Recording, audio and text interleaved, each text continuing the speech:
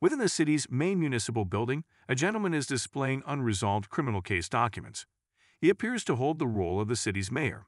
Accompanying him are skilled canines, specially trained to support law enforcement efforts. Among these canines is a beagle named Alpha Dog, an integral part of the police bomb squad. Suddenly, Alpha Dog begins to bark insistently, detecting a scent emanating from one of the boxes. This prompts an immediate evacuation of everyone in the room as a precautionary measure. And the criminals who do should not be allowed to keep their own freedom. Concurrently, the police and SWAT teams are dispatched to inspect the contents of the suspicious box. Upon investigation, it's revealed that the source of the scent was merely a piece of meat. Consequently, the room erupts in laughter, directed not only at Alpha Dog, but also at the other dogs that join in the jesting.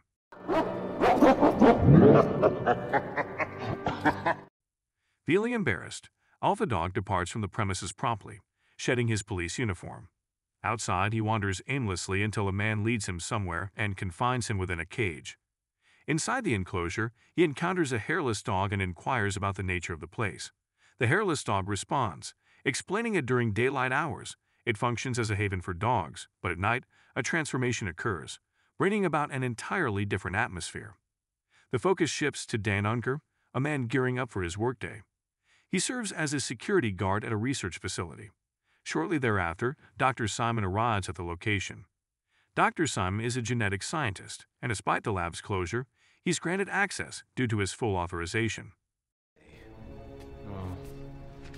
All access, sir.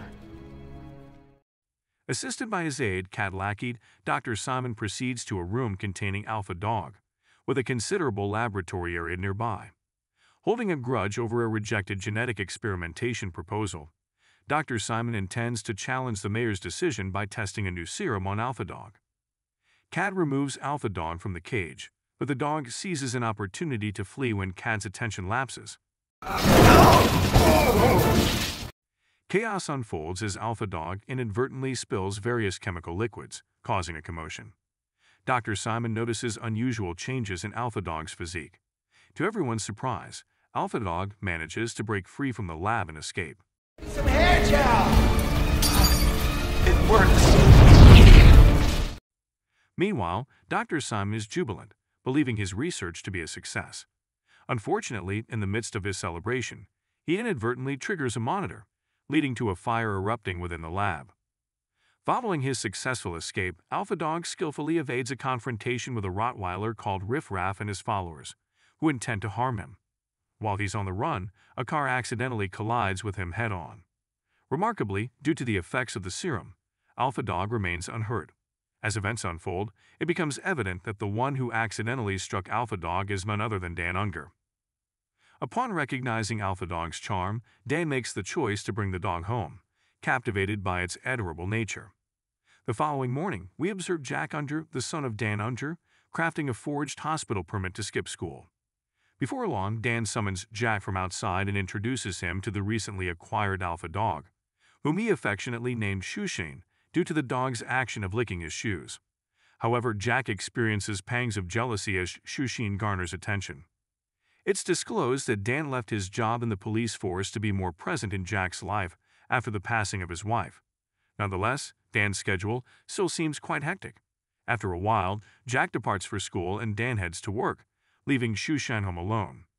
During this period, Shushin remains unaware of his newfound abilities, inadvertently causing a significant mess in the process. DNA, then combine them any way I want. This will give him the speed of a cheetah. When Jack gets back home, he's taken aback by the total mess that's taken over the house. He grumbles while tidying up the place.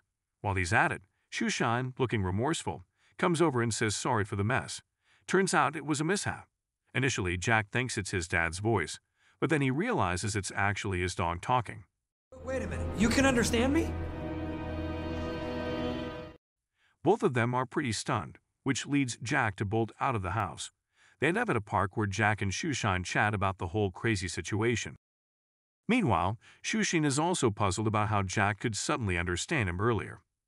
Before long, they connect over their mutual crushes on Molly and Polly, who happen to be Jack's school friend and her dog. Once the girls head off, Jack stumbles upon a frisbee in the trash and playfully tosses it towards Shoeshine. What happens next blows his mind. Shoeshine's speed is off the charts.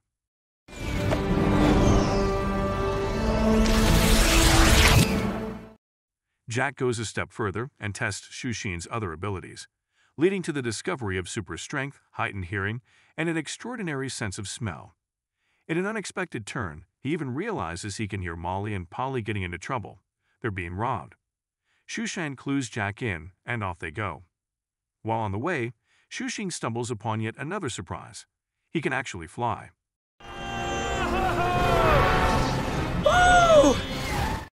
Though it's a bit wild, he can't quite keep a handle on this newfound power. In the end, he secretly swoops in, thwarts the robbers, and Molly reports the incident to the police. Then someone just swooped in and saved me. Afterward, Shoeshine and Jack head back home, with Shoeshine making sure Jack swears to keep his powers under wraps around others. They kick into high gear to tidy up the house before Dan shows up. Not long after, Cat makes an appearance at their doorstep with posters of Shoeshine.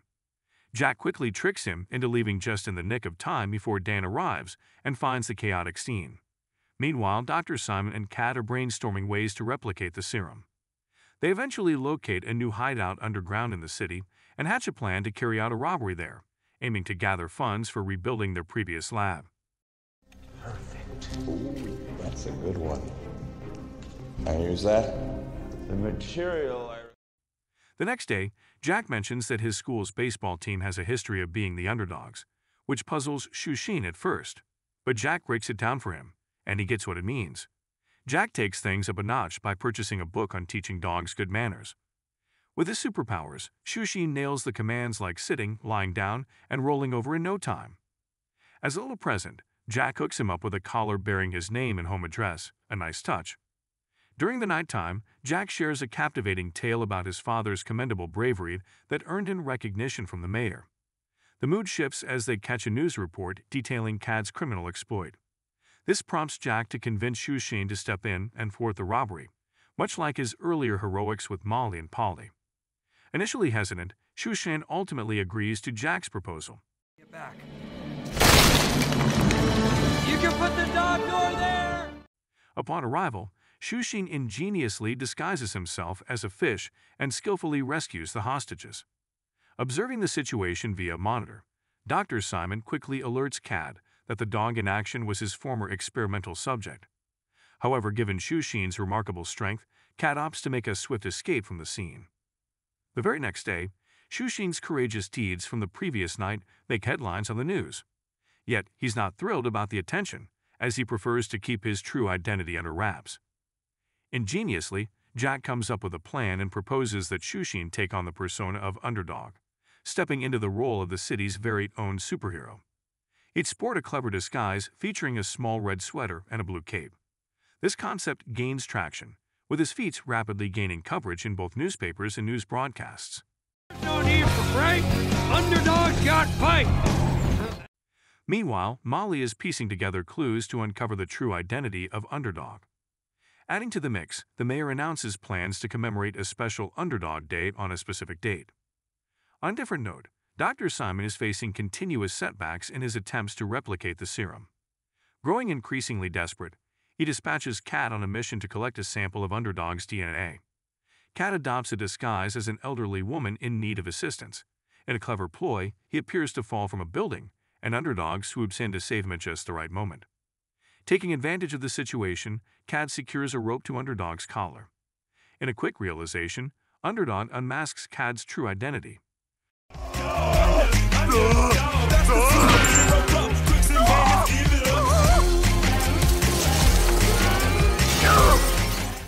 Without hesitation, he manages to break free from Cad's grip. Although Cad fails to capture Underdog, he does get hold of Underdog's collar, which contains crucial information: the secret identity's name and address. As time goes on, Shoeshine faces some rejection from Polly, but he eventually scores a date with her in his Underdog persona. Don't worry, I got you. You okay? Yes! Oh, I love the feeling of the wind in my fur. Yeah, I thought you might. I call it extreme off-leash.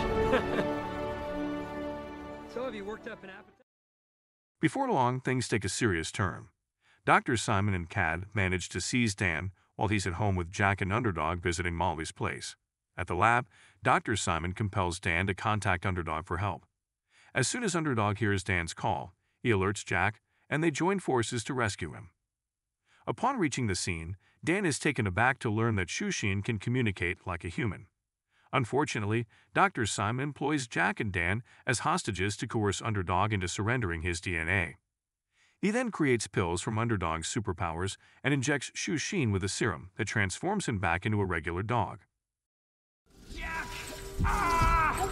I didn't want anyone to get hurt! Additionally, he administers these super pills to 3 trained German shepherds, giving them enhanced abilities.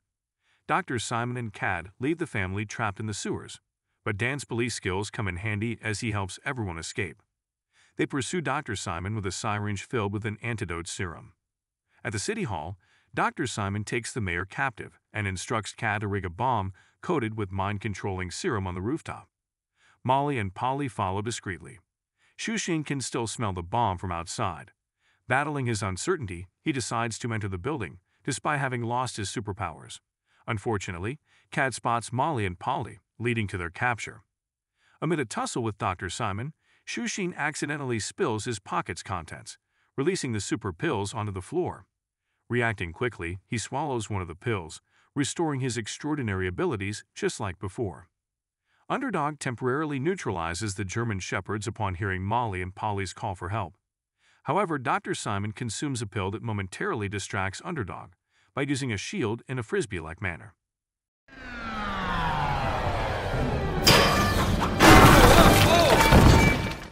As the German shepherds recover, Underdog manages to convince them to turn against Dr. Simon, who hasn't treated them well.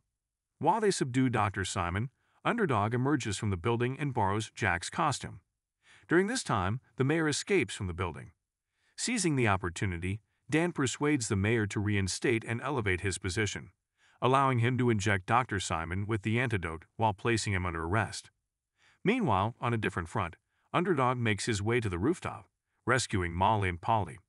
He instructs them to take the mind control serum to the police while he removes the bomb from danger. Underdog then safely buries the bomb deep underground just before it detonates.